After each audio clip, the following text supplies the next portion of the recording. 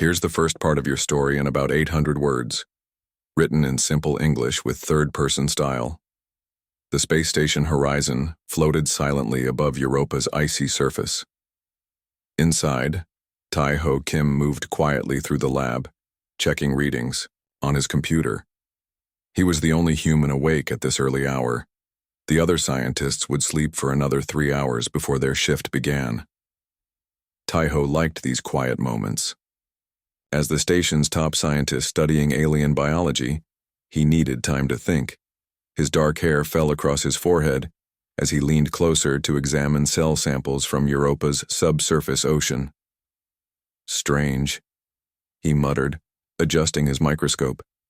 The microorganisms were behaving differently today. He made notes in his journal, his handwriting neat and precise. A sudden alarm blared through the station. Red lights flashed along the corridors. Warning, unknown objects approaching station. All personnel report to emergency stations. Tai-Ho grabbed his tablet and rushed to the command center. Captain Do-Yun was already there, looking at the main screen with concern. "What's happening?" Tai-Ho asked, slightly out of breath. "Two spacecraft just entered our space. They're not responding to our signals," Captain Do-Yun said, pointing to the screen where two strange-shaped vessels were visible. "One appears damaged." The rest of the crew arrived quickly. Everyone watched as the alien ships came closer. "They're going to crash," someone shouted. The first ship, shaped like a giant crystal with light pulsing through it, managed to slow down and land roughly on Europa's surface about 2 kilometers from the station. The second ship, which looked like a shimmering bubble, crashed hard, breaking through the ice into the dark ocean below. "We need to help them," Tai-Ho said. "Both ships might have survivors." Captain Do-Hyun nodded. "Tai-Ho, take Rescue Team A to the crystal ship. Minji, your team will check the underwater crash site." Within 20 minutes, Tai-Ho was driving across the icy surface in a rover with 4 crew members.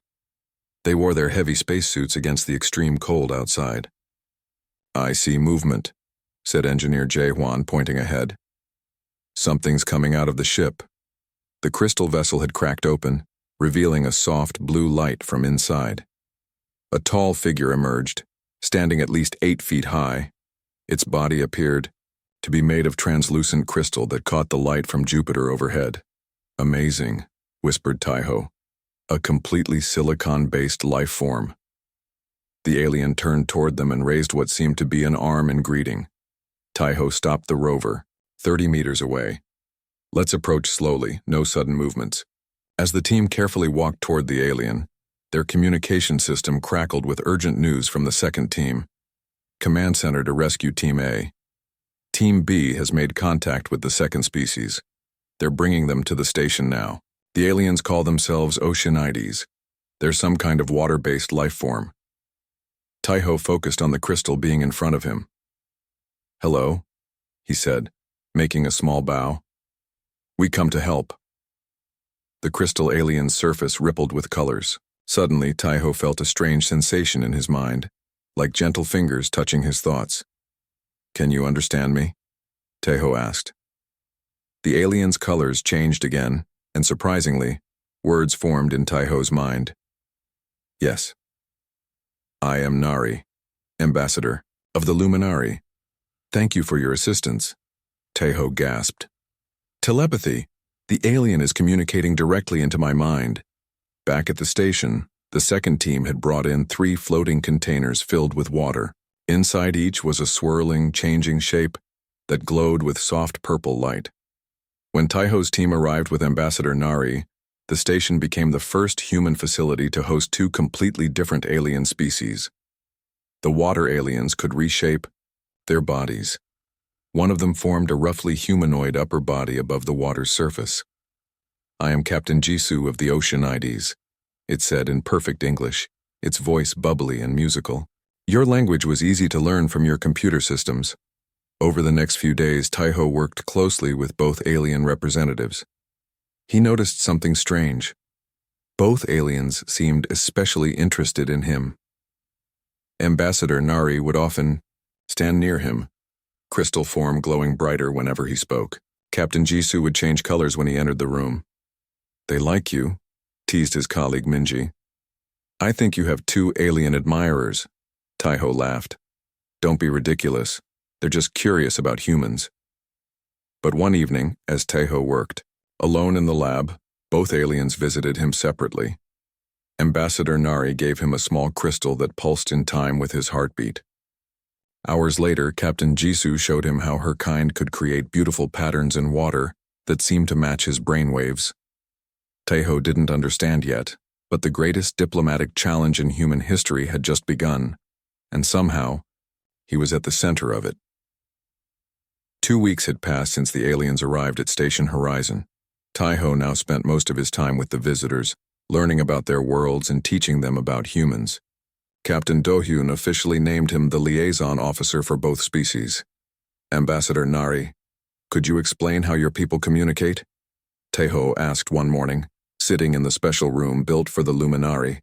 The temperature was kept much higher than humans preferred, and special lights mimicked the radiation from Nari's home star, the crystal being shifted, colors dancing through its transparent body. We share thoughts directly. What you call telepathy is normal for us. Nari moved closer to Taiho. Would you like to experience true luminary communication? Before Taiho could answer, the door opened and Captain Jisoo flowed in, her watery form rippling with dark blues and purples. Pardon my interruption, she said, voice bubbling. But I promised to show Taiho how Oceanides celebrate the alignment of moons. Taiho noticed Nari's colors dim slightly. Was that annoyance? Perhaps another time, Nari said, stepping back. We were discussing communication methods. Communication? Jisoo's form brightened. Oceanides have 6 different languages based on water currents and color shifts. Much more complex than simple thought sharing. Nari grew taller, crystal edges sharpening. Simple? Our mental union spans galaxies. Taiho cleared his throat. Both. Systems sound fascinating. I'd love to learn more about each. Later that day, Minji cornered Taiho in the mess hall. Have you noticed how they compete for your attention? It's getting obvious to everyone. They're just eager to share their cultures, Taiho said, filling his coffee cup. Minji laughed. Sure, that's why Ambassador Nari keeps making crystal sculptures that look exactly like you, and why Captain Jisoo changes her colors to match your uniform whenever you enter a room. Taiho nearly spilled his coffee. What? No, that can't be. Right. That evening, Ambassador Nari invited Taiho to a private meeting. The Luminari presented him with a beautiful crystal pendant that glowed with soft blue light. This is a bondstone, Nari explained. It connects to your life energy. Among my people, we only share these with those we hope to form lasting connections with. Taiho accepted the gift awkwardly. Thank you. It's beautiful. As he left the Luminary quarters, Captain Jisoo was waiting in the hallway. Taiho, I hope to find you. Would you join me for what you call dinner? In the special water chamber built for the Oceanides, Jisoo transformed her body into a spectacular display of lights and patterns. She made shapes of earth animals and plants, then created a perfect miniature version of Taiho himself, floating in water. This is how we honor those we admire, she explained, by becoming a reflection of them. The next morning, Dr. Jae-won, the station's cultural specialist, asked to speak with Taiho privately. We need to talk about what's happening with our guests, he said seriously. The crystal pendant Nari gave you? In their culture, that's equivalent to a marriage proposal. And Jisoo's display, that's a traditional mating ritual for Oceanides. Taiho's face went pale. That's impossible. Why would they be interested in me? Both species value different things that you happen to have, Jae-won explained. The Luminari are drawn to your ordered, analytical mind. The Oceanides admire your adaptability and emotional range. You're the perfect mate by both their standards. But I'm human. We're completely different species. That doesn't seem to matter to them. And now, we have a diplomatic situation. Refusing. Either one could damage our first contact with alien civilizations. That afternoon, things got worse. Both aliens arrived at Taiho's lab at the same time, bringing gifts. Nari created a dazzling light show with her crystalline body, while Jisoo shaped herself into complex patterns never seen before. The other scientists watched in amazement as the two aliens tried to outdo each other. Captain Do-hyun finally intervened when Nari's crystal vibrations began affecting station equipment. "Taeho," Captain Do-hyun said later, "you need to handle this carefully. Earth's first diplomatic incident with alien species cannot be a love triangle with you in the middle." Taeho ran his hands through his hair in frustration. "How am I supposed to handle this? I never asked for their attention." That night, Taeho couldn't sleep. He needed to learn more about both cultures to find a solution that wouldn't offend either species. Tomorrow, he would begin studying their traditions more deeply. There had to be a way out of this strange situation, without causing an interstellar incident. The next morning, a new ship arrived at Station Horizon. The entire crew gathered at the observation deck to watch as a massive luminary vessel, shaped like an intricate crystal flower, settled into orbit. Around Europa, hours later, 3 more oceanide bubbles rose from beneath the ice. "What's happening?" Taeho asked Captain Do-hyun, who was reviewing urgent messages on his tablet. "Apparently, news traveled fast," the captain replied with a worried look. "Both species have sent diplomatic delegations. The Luminari ship carries their Grand Council member Junho. The Oceanides sent Elder Subin, a revered leader. They're both requesting permission to board." By afternoon, the station was crowded with visitors. The Luminari delegation glittered and sparkled as they floated through the corridors. The Oceanides moved in special hovering water tanks, their forms constantly shifting into beautiful patterns. Grand Council member Junho approached Taeho during the welcome ceremony. The elder Luminari's crystal body was more complex than Nari's, with many facets that caught the light. "You are the human who saved Ambassador Nari," Junho said, colors pulsing. "We bring gifts from our homeworld to honor you." 4 Luminari attendants floated forward carrying a large crystal sphere. They placed it in the center of the room. Junho touched it, and suddenly the sphere opened like a flower, releasing thousands of tiny crystal fragments that hung in the air, slowly forming a perfect, 3-dimensional image of Taeho. The human crew gasped. The crystal portrait captured every detail, down to the small scar on Taeho's chin. "This is a soul mirror," Junho explained. "It will forever hold your essence among our people." Before Taeho could respond, the water tanks holding the Oceanides began to glow bright blue. Elder Subin's form rose above the water, taking a shape that resembled a tall, elegant human with flowing water for hair. "The Luminari gift is impressive," Elder Subin said, voice musical and deep. "But perhaps Taeho would appreciate experiencing our world." The Oceanides' tanks connected, forming a large pool. The water began to change color, and strange, beautiful plants grew from nowhere. "Step into our recreation of the great coral gardens of Oceania," Elder Subin invited. "We have adjusted the water to be safe for your human form," Captain Do-hyun whispered urgently to Taeho. "Be careful. Both delegations are trying to outdo each other. This is becoming a competition for your attention." The entire week continued this way. Each morning, Taeho would wake to find new gifts outside his quarters. The Luminari created ever more elaborate crystal sculptures that responded to his thoughts. The Oceanides composed water songs that played whenever he entered a room with their tanks. Station staff found the situation increasingly difficult.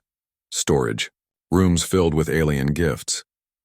The power system strained to support the special environments needed for the visitors. Tensions grew between the 2 alien groups. When Ambassador Nari tried to show Taeho a crystal memory-sharing ritual, Captain Jisoo interrupted with an urgent request for him to witness an Oceanide birth ceremony. "This has gone too far," Dr. Minji told Taeho one night, as they sat in the quiet observation deck, watching Jupiter rise over Europa's horizon. "The station can't handle much more of this, and have you seen how they look at each other? I'm worried they might start a real conflict." "I know," Taeho sighed, "but what can I do? I've tried explaining that humans don't form relationships this way, but they just see it as another fascinating human trait to admire." The next day, the situation reached a breaking point. During a shared meal, Grand Council member Junho announced that the Luminary wished to take Taiho to their homeworld. "We will show him the crystal forests and the singing mountains," Junho declared. "He will have a place of honor in our society." Elder Subin immediately rose, water swirling angrily. "Unacceptable. Taiho must first visit Oceania, our deep currents. Council has prepared the water palace for his arrival." The room grew tense as both alien leaders faced each other. The temperature dropped as the Luminary gathered their energy. The Oceanide's water began to boil. Captain Do-yun stepped between them. "Please, honored guests, this is a research station. We are not equipped for this kind of diplomatic negotiation." But neither alien leader backed down. Taiho realized he needed to do something quickly before the situation became dangerous. He stood up and moved between the two groups. "I am honored by both your people's interest," he said carefully. "But before I can consider visiting either world, I need to understand your cultures better. Starting tomorrow, I wish to learn everything about both your species. Will you help me?" Both leaders paused, considering his words. Finally, they agreed. As Taiho left the room, he knew he had only delayed the inevitable confrontation. He needed a real solution, and soon, Taiho spent the next week learning everything he could about both alien species. He created a special schedule, spending mornings with the Luminari and afternoons with the Oceanides. At night, he recorded his findings and tried to understand the strange situation he found himself in. On the first day, Taiho sat with Ambassador Nari in the crystal garden the Luminari had built in an unused storage bay. Light filtered through the crystal structures, creating rainbows on the walls. "I want to truly understand your people," Taiho said. "Not just facts, but how you see the world." Nari's crystal form glowed warmly. "The best way is through mind sharing. It is how we connect most deeply." Taiho hesitated, then nodded. "I'm ready." Nari placed a crystal finger against Taiho's forehead. Suddenly, Taiho's mind filled with images and feelings not his own. He saw vast crystal cities floating in space. He felt the joy of connecting minds, with thousands of others at once. He understood that for the Luminari, being alone was the greatest fear. "We see you as perfect," Nari's thoughts whispered in his mind. "Your brain patterns are unique. They create harmonies we have never experienced before. When you think, it is like music to us." Later that day, Taiho joined Captain Jisoo in the Oceanide water chamber. The entire room had been transformed into an underwater paradise with glowing plants and small creatures swimming in the currents. "May I show you how we see the universe?" Jisoo asked. When Taiho agreed, Jisoo surrounded his head with a bubble of special water that let him breathe normally, but connected his senses to hers. Suddenly, he could feel the flow of water around him, as if it were part of his body. He sensed vibrations, temperatures, and currents in ways humans never could. "We change constantly," Jisoo explained as her form shifted into beautiful patterns. "Nothing in our world stays the same. This is why we value you. Humans adapt and change like we do, yet keep your core self intact. This balance fascinates us." Day after day, Taiho learned more. He discovered that the Luminari lived for thousands of years but rarely created new life. Each crystal being was precious. Finding a compatible mind was rare and celebrated. The Oceanides lived shorter lives but transformed throughout their existence. They started as tiny droplets, grew through many forms, and eventually joined the great ocean of their homeworld, where their memories lived forever. One evening, Taiho decided to teach both species about human culture. He gathered them in the station's largest room and showed them Earth music, art, and literature. The aliens watched in fascination as Taiho played videos of human dances from around the world. He read poems about love and loss. He showed them paintings that captured moments of human experience. "Humans create outside themselves," he explained. "We can't share minds like the Luminari or change forms like the Oceanides. So we make things that express what we feel inside." When he played a sad song about lost love, he was surprised to see the Luminari's crystals dim and the Oceanides' waters grow still. "You feel so deeply. Elder Subin said quietly. It hurts inside you, yet you transform it into something beautiful. This is a kind of change we never considered. Grand Council member Junho's crystal form pulsed softly. And you keep these feelings separate, yet share them through these creations. A different kind of connection than our mind sharing. For the first time since their arrival, the two alien species weren't competing. They were both trying to understand human emotion. That night, as Taiho lay in bed thinking, he realized something important. Both species were attracted to something uniquely human, not just to him personally. The luminary valued his stable, individual mind that could still connect with others. The Oceanides admired his ability to adapt while maintaining his identity. Maybe there was a way to resolve this situation that could benefit everyone. He needed to show them that humans could build bridges between different ways of being. He just needed a little more time, and maybe a crisis that would force everyone to work together. As if answering his thoughts, the station alarm suddenly blared. Captain Do-hyun's voice came over the speakers. All personnel to emergency stations. A massive solar flare from Jupiter is heading our way. Our shields won't hold. The station shook as the massive solar flare from Jupiter approached. Red emergency lights flashed everywhere. Scientists ran to their stations while Captain Do-hyun shouted orders.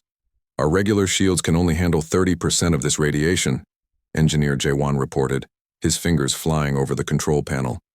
We need to evacuate. Taiho looked at the monitors. The flare was enormous, bigger than any they had recorded before. Even the emergency shuttles might not escape in time. Wait, Taiho said suddenly. We don't need to evacuate, we can combine technologies. He turned to the alien leaders who had gathered in the control room. We need to work together. Can the luminary crystal structures deflect radiation? Grand Council member Junho nodded, crystal body pulsing with urgency. Yes, our ships use crystal arrays to channel harmful energy away. And Oceanides, Taiho continued, looking at Elder Subin. Your water compounds can absorb heat and radiation, correct? Indeed, the water being replied. Our deepest oceans protect us from our sun's strongest flares. Taiho pointed to the station schematics on the main screen. If we combine all three technologies, our electronic shields, luminary crystals, and oceanide water compounds, we might create a barrier strong enough to protect us. Captain Do-hyun looked doubtful. Can we integrate such different systems in time? We have to try, Taiho said. The next 30 minutes were a blur of activity. The luminary extended their crystal structures around the station's exterior. The Oceanides created a special water layer between the station's hull and the crystals. Human engineers worked to connect their shield generators to both alien systems. Taiho moved between groups, helping translate concepts and solve problems. When the luminary crystals wouldn't align properly with the human power grid, he suggested using the station's communication array as a bridge. When the oceanide water kept freezing in Europa's harsh conditions, he recommended mixing it with antifreeze compounds from the station's coolant system. As the solar flare approached, everyone gathered in the control room. Impact in 60 seconds, announced Dr. Minji, her eyes fixed on the screen. The room fell silent. Taiho felt something, cool touch his hand. It was Captain Jisoo who had extended a small water tendril from her container. On his other side, Ambassador Nari's crystal form glowed comfortingly. 30 seconds, Minji counted down. Taiho looked at the two aliens beside him. Without thinking, he took Jisoo's water tendril in one hand and touched Nari's crystal surface with the other. A strange sensation flowed through him. He could feel the calm strength of the oceanide and the structured brilliance of the luminary. Impact! Minji shouted. The station lights flickered. The combined shield glowed visible outside the windows. First the human energy field, then the crystal structure lighting up like a rainbow, and finally, the special water compound absorbing and dispersing the radiation. For 3 minutes, the shields held. When the flare passed, everyone cheered. The three species had achieved something remarkable together. Later that evening, Taiho sat with both alien leaders in the observation lounge. Jupiter shone brightly in the viewport, its storms now calm again. "I've been thinking about our situation," Tejo said carefully. "I've learned so much about both your cultures these past weeks. Have you made a choice?" Elder Subin asked, her water form rippling gently. Tejo shook his head. "Not the kind you expect. Humans value connection too, but we express it differently. We build relationships slowly, through shared experiences and understanding." Grand Council. Member Junho's colors shifted thoughtfully. "Like today's crisis?" "Exactly," Tejo nodded. "And I've realized something important. What you both value in me isn't unique to me. It's human nature itself. We adapt like the Oceanides while maintaining individual identity like the Luminari." Tejo took a deep breath. "I propose something new. Instead of me choosing one species over another, let's create a permanent exchange program. Humans, Luminari, and Oceanids working together, learning from each other." The two alien leaders considered his words.